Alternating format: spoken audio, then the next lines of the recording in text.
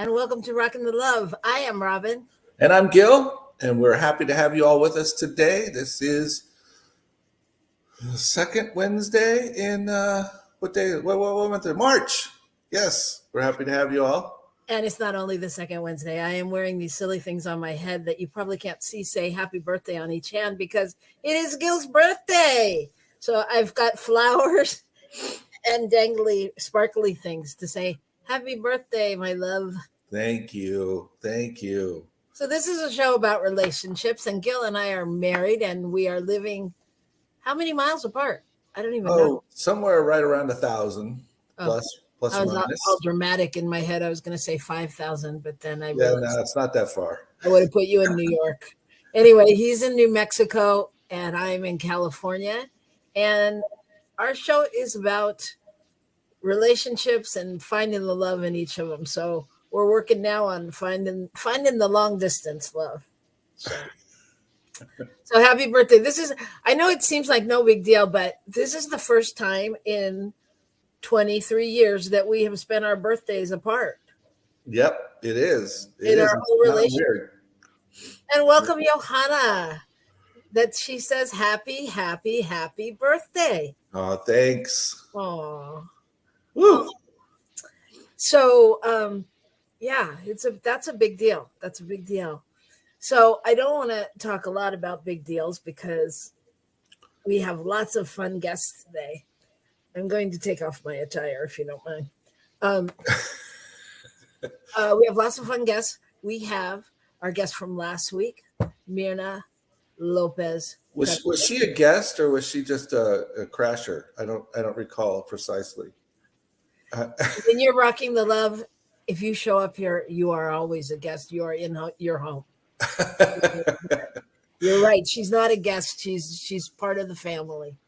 So, and we have the illustrious Reverend Laura Topper with her spouse, Jason Salmon. So it is a full house, and we're excited to continue our conversation on authenticity and talk about authenticity in relationships. It makes me kind of break a sweat just talking about it. So let's just take a minute and maybe we'll summarize later. You want to summarize now? Summarize now. Just give them a quick overview. Okay, you do that. I know, though, that I can in this moment. It's my birthday, and my brain is shifted to some other land. Okay, we're only pulling that card a couple times today. So okay, good. One. So our conversation was about authenticity, and I know Mirna's out there going, I could tell them. I know. It's about authenticity, and really, what does it take? I mean, what is authenticity, and how do you have it in your relationships, and all of those things. And Emma the dog is wanting to speak about it, so you might have to continue just a little bit and come back, and we'll do the good news because I'm going to let her outside. All right. So we're just looking at this whole idea of how do we show up authentically in a relationship? How do we move forward? And what does it mean to really show up as our full selves? So sometimes we think that means that we have to be something in particular, but really it's about being who we are, and that sometimes it's not easy to actually follow what you know is your heart and who you are. So that's where the whole authenticity thing comes in. Thank you, Reverend Sherry Lynn. Good afternoon. So that's kind of the thing. And I think we should go on to the good news. That's enough. We'll get into it. Wait, we don't have Robyn on yet. What'd you say? You weren't on screen. We weren't hearing you. Oh, and here I am. So it's time for the good news. And the good news is our segment where we celebrate the good news in the world because we have such an opportunity to hear about all the stuff that's wrong and going wrong that we look for things that are going right that we can share with you. So what do you got?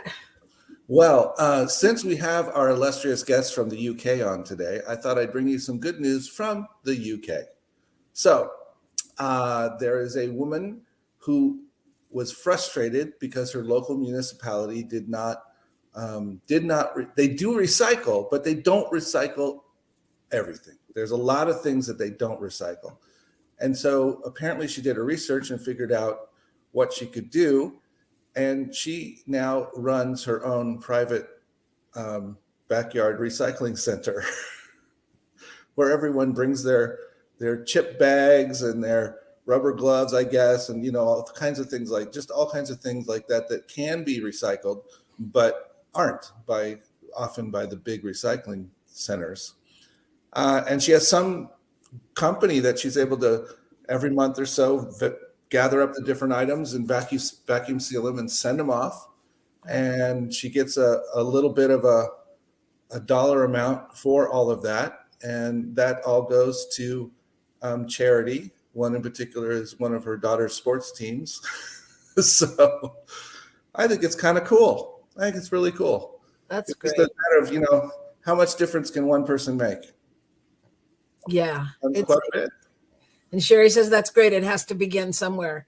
And that's so true. And that's so true. That's great. I love that story. I love that story because it's one person who probably doesn't think they're doing a lot, but is really just a trendsetter, Well, and if they can inspire others, my goodness. Yeah. Yeah, to do the same. Well, I decided today to not talk about humans but it's related. So my story is about a cat and a rabbit that have teamed up as parents, both after they gave birth days apart, and they're even feeding each other's babies. So wow. So stick with me because I do think this is related to us humans. The bunny known as Amy, she became like an interspecies nanny more than 2 weeks ago after Chrissy the cat moved her kittens to the rabbit hutch. So the woman had set up a hutch for the rabbit and her breed, but after checking in, she found that they were snuggled up. The two of them were snuggled up with their newborns. And first of all, she didn't even know that the cat was pregnant. So that was a big surprise. But then when she walked in and found them together, and she was really worried that they might fight and hurt each other. And so they tried to separate the babies out. But when they did, it turned out to be a mistake because the mothers immediately stopped feeding their young as a result of the stress. Wow. Yeah. And the animals were not only getting along well, but they were co-parenting their young. And Chrissy, the cat, was feeding the baby rabbits. Wow. And apparently the rabbit has only been feeding the rabbits once a day. And so Chrissy's picking up the slack because they need more. And so it's just, I mean, okay. So it's just weird, but it's cool. I mean, and I think the woman said she thinks that the rabbit mom wasn't making enough milk and the cat wanted to help. And the cat is feral and she won't even let the owner touch her. But the babies are all doing great and cuddle all the time. So I just thought, wow. Right?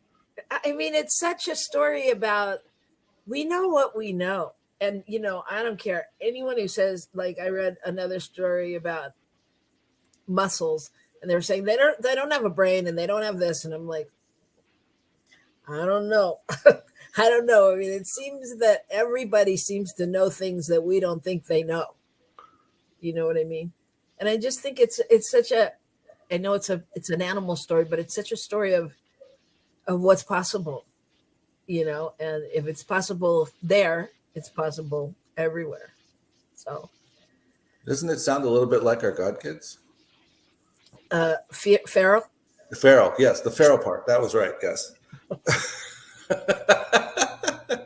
No, I just mean, how in humans they can intentionally come together sometimes and figure out how to support young moving forward, bringing it together, you know, and that's kind of a weird thing that happened with us. We all found ourselves in the same place, and then there we were. Right. And it sounds a little like that in an animal way, but I love it that they're like, you know, a rabbit and a cat. That is so cool. The pictures are so cute. They're all cuddled up with all these babies on top of them. It's just bizarre. But cool. Sherry says oneness. Yeah. I mean, it's times like that when you really know oneness. Mm-hmm. At least for me. All right. All right. So I'm so excited to go to a commercial break so that we can come back and see and chat with our guests. So stay tuned for Authenticity Down and Dirty. Okay. A new thought.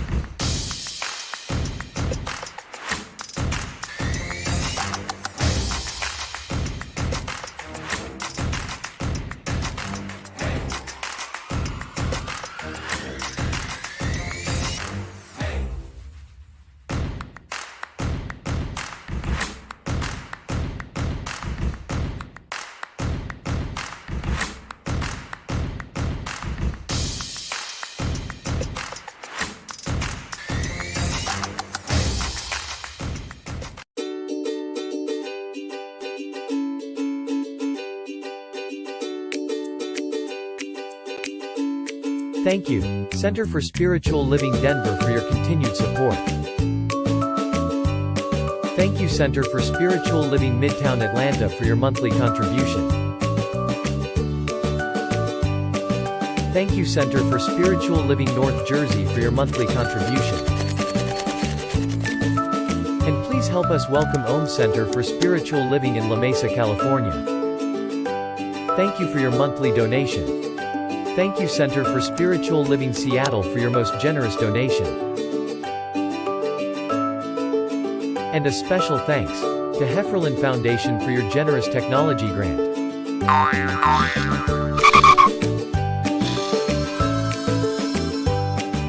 And Suze Ajit, thank you for your very generous donation. And a super special thank you to Dr. Tracy Brown, RSCP. Thanks for being a super donor. And a big shout out to all our committed donors.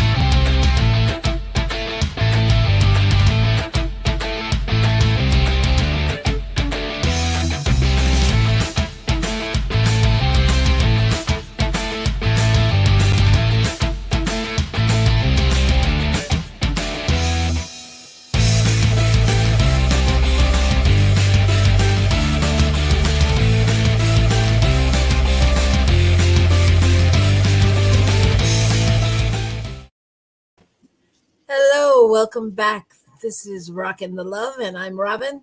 And I'm Gil, and we welcome you back this afternoon, this morning, this evening, wherever you are. Thank you so much for joining us. We have a very special lineup of guests today that we'd like to share some time with. And our topic today is authenticity, down and dirty. Okay, so that gives you a clue. Do you want to introduce our guests? What'd you say? Want to introduce our guests? I do. I do. Well, yeah. So what we decided after last week's show was to really dive a little deeper into authenticity and authenticity in relationships. Not that everything is in a relationship, but we're talking about marital, spousal, love, dating type relationships, where you're committed to a partner for a while. And so we have some for a whilers here with us. I'm going to let them introduce themselves because I could talk the rest of the show about them. But there's the woman of power herself, Laura Topper, with her husband, Jason, and Mirna Lopez Trevithick with, who is, I'm not introducing them, but they're all amazing practitioners, ministers of many things, music and love and creativity. And tell us about yourselves. Just give us a little something for those out there that don't know you. Mirna, you can start. Me first? Okay, I was going to give the word to the Reverend Laura. The reverends always get the words first and last. So no. You start. Okay. All right. Well, thank you. Thank you. My name is Mirna Lopez Trevithick, and I am a practitioner at Center for Spiritual Living Merida. What else? I'm part of the Prac Council. I'm a friend of Robyn and Reverend Gil and also Reverend Laura. And I'm sure now we'll become friends of Jason and perhaps Reverend Michael too behind the camera. So I am a friend of a lot of people. So it's a pleasure to be here again. And this time I'm invited. Last time, I think, Reverend Gil, you're right. I was a crasher, but a good one. Thank you, Mirna. We're glad you did. Laura. Reverend Laura, you're muted. It's so great to be here and from the UK, yes. And what can I say? I'm feeling the love and excited to be here with my husband, Jason. Yeah. And do you know how long we've been married? We've been married since October the 8th. Yeah, but do you know how long that is? No. Okay. It's since October the 8th. That's 6 months and 1 week to the day. Oh my gosh. You see, he knows these things. 6 months and 1 day. All right. 1 week. No, 6 months and 1 week. 1 week. Wow. 8th of October. Well, congratulations. Congratulations. It's been wonderful. Yeah. Come back to us when it's been 6 years. We'll talk again. It has actually. It's been 9 years. Yeah. And I just want to say that Jason is an amazing musician and creative person as well as Laura. Husband. As well as husband and soup maker. That's right. Yeah. Creative husband is Married me for the food. all good things. Creativity, I think, is very important in an authentic relationship. So we're going to talk today about, let's just get started with authenticity in relationships. Like, is it different than just regular authenticity? Marital authenticity? And spoiler alert, Mirna can speak to this too. Yes, both are married. Mirna, how long have you been married for? It's a while. I have to count 2013. So from 2013 to now. However, we've been together since 2005. So it's a long. Mm-hmm. So 10 years. Yeah, 10 years of marriage and 17, whatever, of getting to know each other. Yeah. And still getting to know each other. Well, isn't that true? That happens. And Gil, for the record, Gil and I have been married for how long? 22? This is going to be 21. 21 years in April. Mm-hmm. And we met in 20. It's beautiful. So we're gonna have a cocktail this year. Oh, 21. So heck, I just hope we can be together. yeah. Anyway, but enough about us. So is it different in a marital relationship authenticity? What do y'all think? I'd like to share because well, I think, and it's really interesting because as I'm thinking about this, it's different stages of authenticity. Us being together for 8 years, and then 9 years. well, no, before we got married, it was Okay. 8. Yeah. And then getting married, for me, it was really trusting after becoming married that I could. It was an adjustment for me in my mind of the beliefs that I thought about being married, and I realized after getting married that I was storing beliefs about what marriage means, and those beliefs did not come up before being married, and we were together for 8.5 years. And so for me it was about really being authentic with myself and accepting that I can work through these beliefs, I can choose to work through them, and trust that however that shows up, however that displays itself, that's okay in this relationship, to be real with that, to be real with that process that I was going through. Yeah. I think it was also you was also talking about what you thought marriage should be, not just what it was. Yeah. Yes, that's true. Yeah. I had a preconceived idea of what it should look like or feel Really? like. And what my role would be. And what his role would be and what my role would be. Like roles. Wow. It was interesting. I It's think that, enlightening, isn't it? When you realize that. Yeah. and I think that's a great point though, because, and that may even be a whole nother show, but how does should affect our relationships, right? Ooh. I mean, because we all go into these relationships with, this is what it should look like. This is what it could be. This is, whether we're basing it on what our parents had or what our parents didn't have or what we've watched on TV, so I think should is an interesting thing. Well, Yeah. I think it's not only how it should look, but just our well, I guess it's a way we put it into a should category, but it's what we hope it looks like. It's what you want it to be. Yeah, at some level, it's what we want it to be. And sometimes people talk about being in love with the idea of love rather than being in love with a person. That we get caught up in the idea, the picture we have of what it is, instead of actually being in an authentic relationship. And I think that's an interesting thing that we have to move through to get to that authenticity. Sometimes, some people more than others, but Right. So I'm going to go ahead.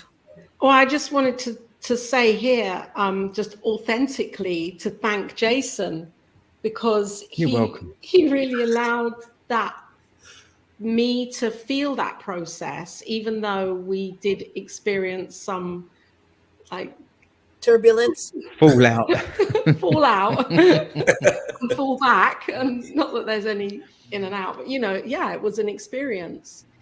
And so I want to thank you for being there and allowing it to show up however it was going to show up. and thank you for testing me, Testing myself.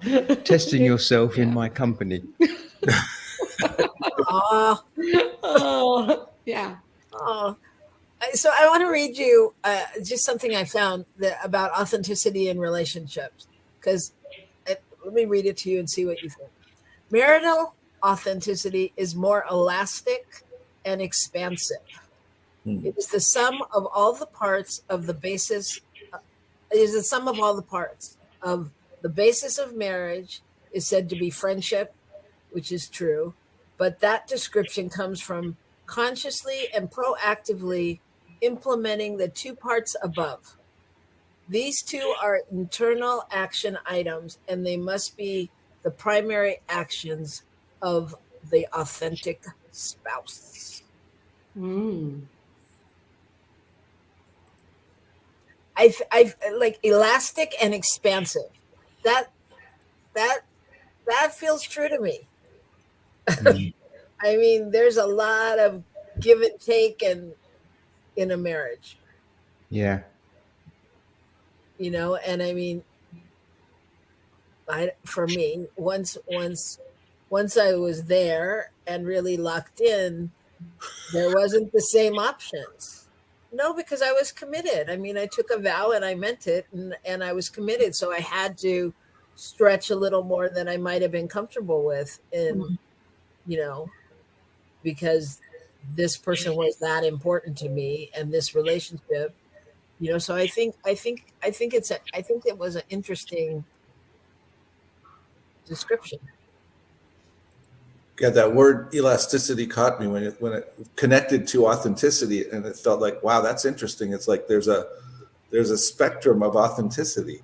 There's a way in which you have to sometimes stretch it around things and move it around, and you can be authentic, yet I think that, Robyn, you spoke to it, that idea of then you realize that you also are working together and compromising in some ways, and that's authentic as well, because you are committed to what you're committed to. Mm-hmm. So you're not being unauthentic by changing something that you may have thought before, but you're adjusting your authenticity. I don't know, just something like that. So we haven't heard from Mirna yet. I'm I think she actually should say something. pondering. I'm pondering. I'm really taking this whole thing in. I'm really, because I can hear the shoots, the conversation as we begin, the shoots and what we would like to be and all the stuff, and the quote that Robyn read and what Jason and Laura share, and I'm putting like, okay, how do I do that? How do I show up in my marriage? Who is Mirna in the marriage? And how is, like, sometimes I have this, what I think I should be doing because I am married, or because of also beliefs. It's like this whole thing. And how do I navigate into the elasticity, as you were saying, Robyn, of how to pull it, how to let it loose a little bit, and how to pull it a little bit tight. It's just a whole, it's an interesting journey in a relationship. I'm really pondering about it because it's a touchy subject for me, but I am glad that I'm here to really understand what I am committed to, what is really my commitment, and yet also not leave behind my authentic self just because who I think I'm supposed to be. I want to go back to the phrase that we read last week. It really has been in my mind a lot from Brené Brown. It's the daily practice of letting go of what we think we're supposed to be and really be who we are. It's in relationships. So if I think that I need to be this nice person, whatever I learn in my culture, all that stuff, is it really, really, really me, or is it just what I'm supposed to be? And it, again, is the elasticity where I let it go, or should I pull back a little bit? I don't know. I'm enjoying this conversation. It's making me think a lot, and maybe I can crash it by leaving. No, I'm kidding. No, it's a No. balance. It's a tricky balance. I mean, and I think, being in a relationship or being married, it's just tricky. And so I think that you brought up a good point, though, because what does it mean to be authentic to yourself? What does that mean? I mean, what does it mean? I've got an idea. I'm 62 in April, and I've taken a long time to grow up. And I guess being a musician, being creative, I've always played. I've always played around. I've always played, basically. And I'm always joking. I don't take things too seriously until I got married. And then it's like, oh, wow. Now I'm also very, very authentic to myself, even before I even knew what being authentic really meant. Looking back for my whole life, I've just always been Jason. No bells attached. I'm just who I am. I show up as my authentic self. Getting married, suddenly I had to grow up, or I felt grown up because I'd got married. Wow. Jason Salmon got married. Yeah, he did. My best friend, we had a very small wedding, and my best friend, we've known each other since the age of 8, and he's single and completely single. I was in a relationship, but we've always both said that we would never get married. Oh. And suddenly he came to he was at my wedding, and he just couldn't believe it, and he was over the moon, you know, that we were getting married. And the whole day for me was this whole growing up in 24 hours kind of scenario, and maintaining that I am authentic to myself and those around me. And it's just natural for me to be authentic. I don't know anything else. I don't hide anything, and sometimes that gets me into trouble, you know, because I'm just genuinely open about myself and my thoughts. I tend to keep them to myself quite a lot, but when I do open my mouth, I'm authentic. You know, there's just no other way. And so, being married, suddenly I'm thinking that I'm supposed to be doing something else because I'm married now, and I've got to do this differently. But I think what I'm realizing is that I don't do anything differently, but I've got a different approach. I've got a different commitment, a different reason, a different why. You know, now the reason for doing things is because I'm married to Laura, so I've got to make this happen. I've got to make this work.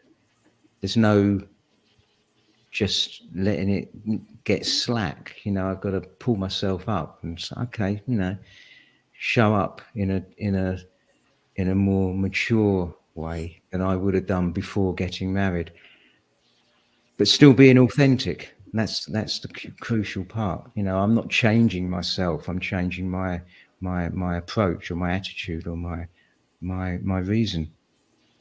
I think you bring up a really good point, Jason. Yeah. Thank you for sharing that. Clearly, Laura learned a lot as well. No, but I think you bring up a really interesting point, and you know, there's this.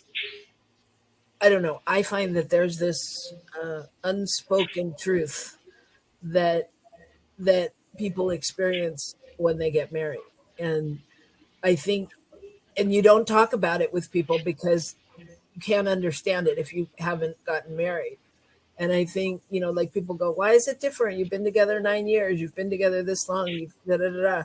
But something happens. Whatever it is, it's different for everybody. But something happens when you make that commitment. And even if you've lived together, it doesn't matter. Something happens and you go through. I'll speak for myself. You know, I went through a different stage. And like, I don't know if it's just that I think my authenticity in some ways had to get heightened, and I became more aware of who I am maybe it's because you're searching for who you are in the relationship. Like, I mean, in the new role of, Mr. and Mrs. married mouse partner person. You know what I'm talking about? Mm-hmm. Does that make sense? Yeah. That reminds me of your story of your girlfriend who, after she got married, was upset. Yeah, I had a girlfriend that after she got married, she was really upset. And she came to her girlfriends and she went, "Why didn't anyone tell me? Why didn't anyone tell me that marriage was going to be like this?" Mm-hmm. And, we were like, we couldn't. Would you have believed us? Because whenever anybody goes, when you're in that state of bliss or whatever it is before you're going to get married, you're in that fairy tale stage on some level, and you don't want to hear. I mean, and there's not words for it because it's not necessarily bad. And it's different for everybody. And it changes, but there is a change. Like there is a change because it's different for everybody. So you can't really say anything. She's like, all my girlfriends, they didn't tell me anything. Like, sorry. And also, we got married I was 57, so it is that those patterns that I created and the thought processes of, well, what would it be like to be married? Because I'd never been married before. Jason never been married before. Been in relationships, but not said yes to being married. And so you talked about that fantasy idea of, oh, I wonder what it would be like to actually be married. And I can see from my own process that that marriage is a spiritual practice. I like that. Because the authentic piece is me being aware of me and how I am moment by moment in this, and how I show up for me as me in this marriage. And so it's like a continued awareness for me to learn more about myself being married. Yeah. Go ahead. I read, I was actually watching a little video from a friend of mine that posted, and he was talking about also being single and being married. And the speaker of that video said, never get married when you're in love. Do not get married on the stage when you're in love, because that stage will end. It lasts, I forgot what it says, either 3 years or something like that. And it made me think about it, but also listening to this conversation, there's a part of me that kind of agrees. Because when we are, and I'm speaking for myself, when I was dating, of course, another Mirna showed up as who it is right now. And I'm not saying that I was authentic right now. It was different. Mm-hmm. And yes, what I show up as an authentic Mirna at that time, that's what my husband now liked about it, right? But he didn't see the other little parts that Mirna wasn't showing up, which is also part of it in a different way.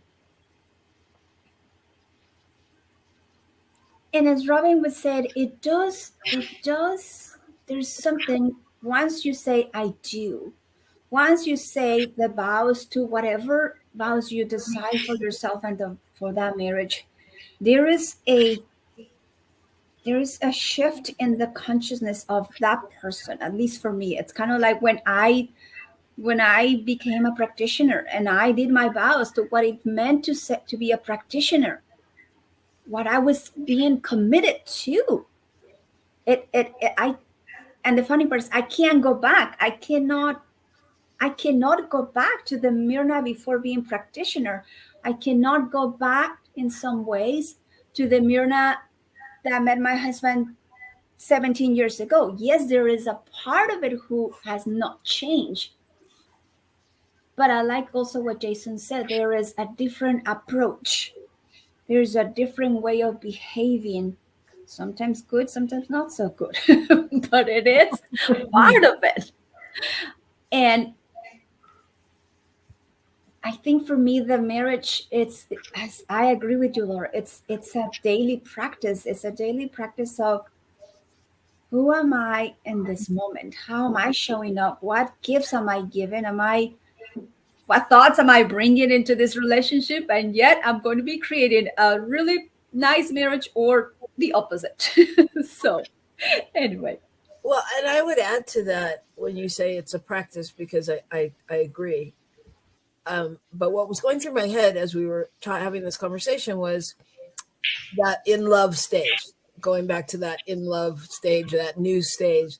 And that was a stage in a relationship where all are willing to let some things go, or to not, if I'm going to create a date for my partner, I may have to leave work early, and I may have to, not pay the bills in that moment, and da, da, da. So your priorities or your focus has shifted, and you're focusing so much on the joy and the chase and the thrill and all of that. And then as you go through it, you begin to go, when you're feeling more secure, one's allowed to go, yeah, you know what, I can't tonight, I've got to pay the bills or whatever. And whatever that does to your emotions, it does to your emotions, and whatever that does to your partner's emotions, it does to, and so things start to add up in a different way.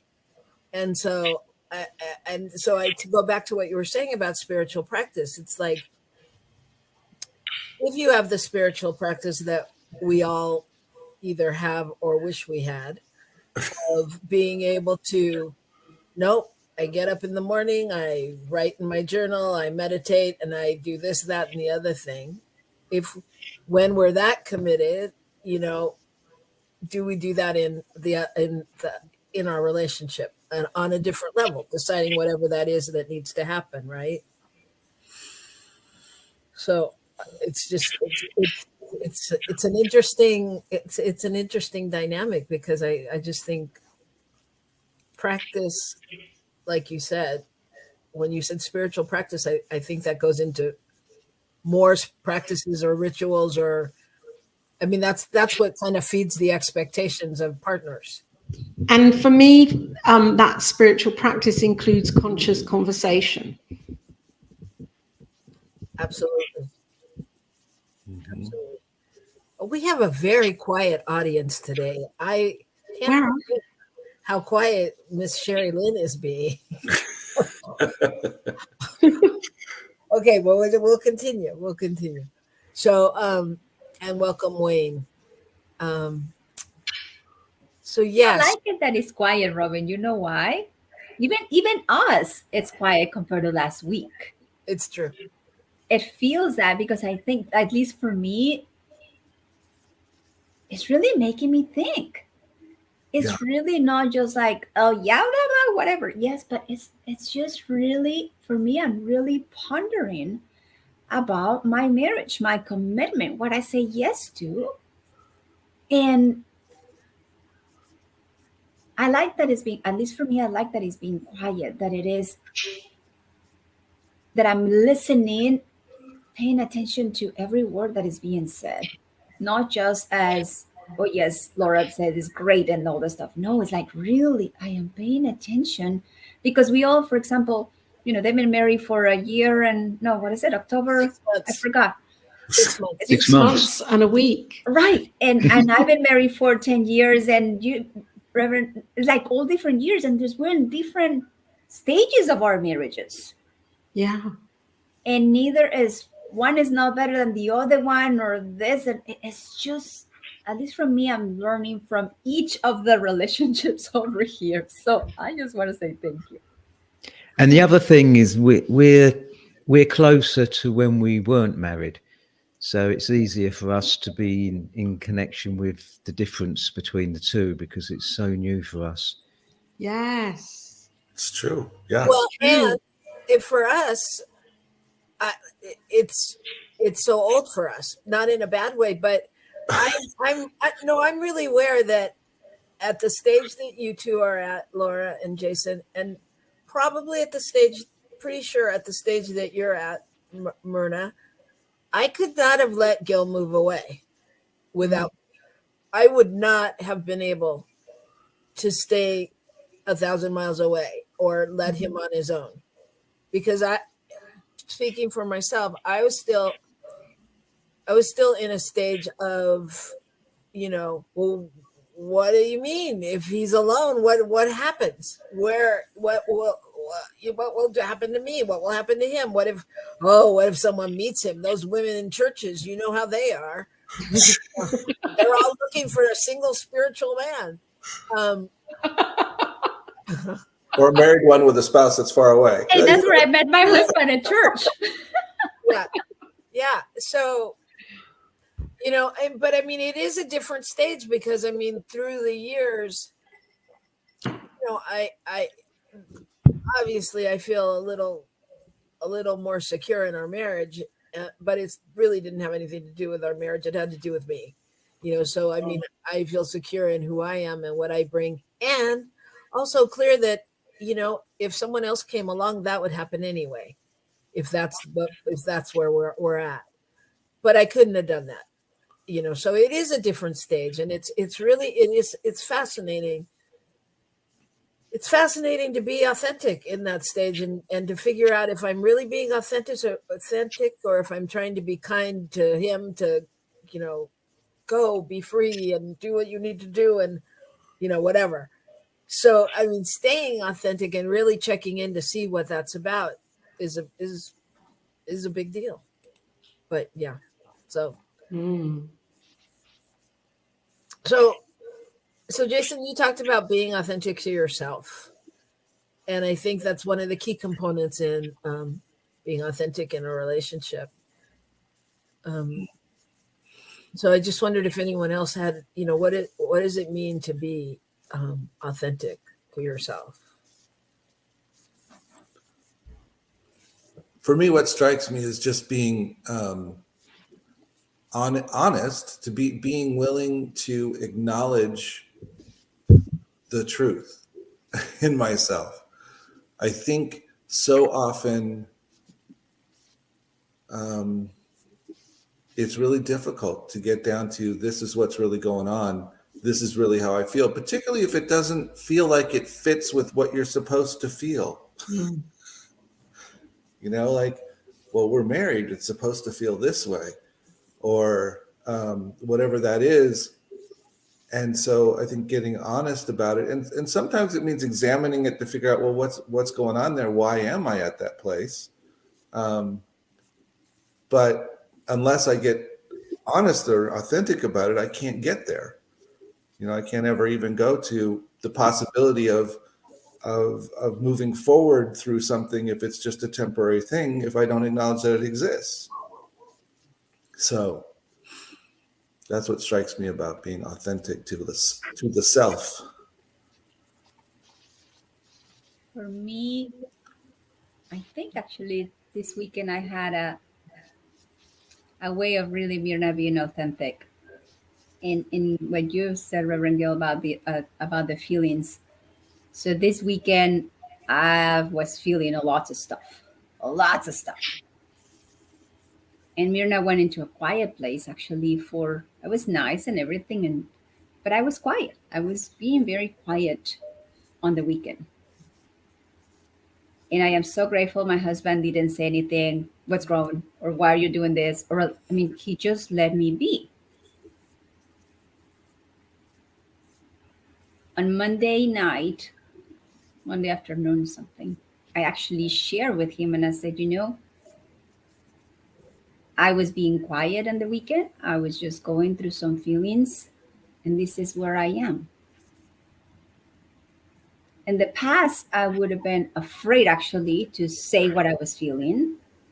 I would have felt that I would be like, oh, come on, it's not a big deal, all that kind of stuff, like kind of deny the feelings that I was feeling, or at least in my mind. Instead, he actually listened and he said to me, thank you for sharing what you're going through. And then that was it. and I like it. I really like it after being married for many years. And this is not the first time. It has happened throughout the time, but sometimes, at least for me, I tend sometimes not to share my feelings because of the response of whatever it is. But I think I gave myself permission this time to really say I was going through some stuff. And so I like what you said, that for me being authentic is even when I don't feel good, just to share. When I feel good, share and really speak from my heart, and and say what I want to say instead of pretend what I need to be. Beautiful. Wow. That's beautiful. Well, I hate this time because we are out of time. And we are just Oh, getting that went quick. we're Dude, just getting to the meat down of and dirty. right? And there's so much, but I think you all have just, cracked the nut a little bit. And I think, what I hear you saying, Mirna and Jason, especially, is that, to be one of the key components for making a relationship work is to be your authentic self. And to be your authentic self, you have to show up and be vulnerable and be willing. And that's not always easy. And you know, you I mean, being your authentic self means being in touch with your values and who you are, and feeling good in your body about what you're doing. And that's one of the key components for keeping a relationship together. And like you said, Berna, on some level, owning your feelings, owning your own feelings, and no matter what they are, and owning your own messes. It can be messy. Marriage is messy, and we don't always show up the way we would like to, or the way that we think we should, or the way that we know we could. So being able to, put aside your pride and say I'm sorry, or own what you've done, and be willing to open up to the possibility of what the other person has to say. Like you said, Myrna, sometimes you just want to be heard. And it sounds like what your husband did was take in the information and walk away. Not that it won't come back again, but he heard it. You were clear that he heard it, because he wasn't defending it or anything. Or try to fix it. Try to fix it. I always have my tool belt at the ready. I am ready to go. Yeah. and in some ways that's a great trait, but learning, you need to stick in your listening tool. Like with the kids, put your listening tool and your patience tool in there. Well, I think the other piece I heard Mirna say was that you didn't, you whatever was going on for you, you stayed with it and you allowed yourself to be with it and be with the feelings, but you didn't push, you didn't project it out and try to make it somebody else's issue or whatever. You didn't put it on your husband. You just said, this is what's going on, and I think that's part of, as we grow in authenticity, it's like realizing, and that's part of as we're growing in the spirituality, realizing it's not about the stuff out there. It's about the stuff in here, and there are times when I want to make it Robyn's fault, and it doesn't even make sense. I mean, if you were looking at it logically from the outside, you'd go, well, how did you even get there? So I think the one thing, I think all of those things that we've talked about are what it takes to have authenticity in your relationship and to strengthen your relationship. And I would say that for one of the most important things is to be the spouse you want to be, and can we do that? Can we be that open ear and that patient person, or do we fly off the handle if our spouse does, or whatever? So I just think those are kind of the benchmarks. that we've all brought up for having authenticity in a relationship. Would y'all agree? Mm-hmm. Yeah, I think it's a beautiful conversation that could go really Could deep continue, into yeah. different Well, yeah, areas. I'd like to invite our listeners to join this panel for our workshop Yeah. that we'll be presenting. Yeah, I feel like there's so much more, so much untapped, and you all are such beautiful untapped resources, especially you two newlyweds over there, bringing the in love stage. What are we? Wait. I think, can I just say something quickly? I also think that being authentic, it relies a lot on loving yourself as well as your partner. Absolutely. Totally. Yep. I think that's, you know, you mentioned, you know, how old you were when you got married, both of you, Jason and Laura. And I think there's a level at which, you know, there's this thought, you know, that of course we're at childbearing age and all these things that happen when we're young. And yet I think most of us are totally unprepared to be married because we're totally unprepared to be with ourselves. Right. Right. And Well, I was totally unprepared for meeting Laura in the first place. You know, I was unprepared to meet you as well. So. I mean, I was single for 14 years by choice, completely by choice. A relationship breakup, and I said, right, that's it. I moved, bought myself a flat, and was living quite happily, producing music and being creative and just having, you know, a good time. Quite late in life, but still just doing that. And I always said, if I was going to be in another relationship, I'm done with relationships. If for another relationship to come my way, she's got to be really special. Oh. And you know, we got married. Yeah, and here I am, sort of 25 years later or whatever it is, married. 5 years to life. And she is special. It's beautiful. So I am going to leave you with the words of our listener, Wayne, who is single and ready to mingle. But he says, omnipresent, nurturing energy one. And I think that, yes.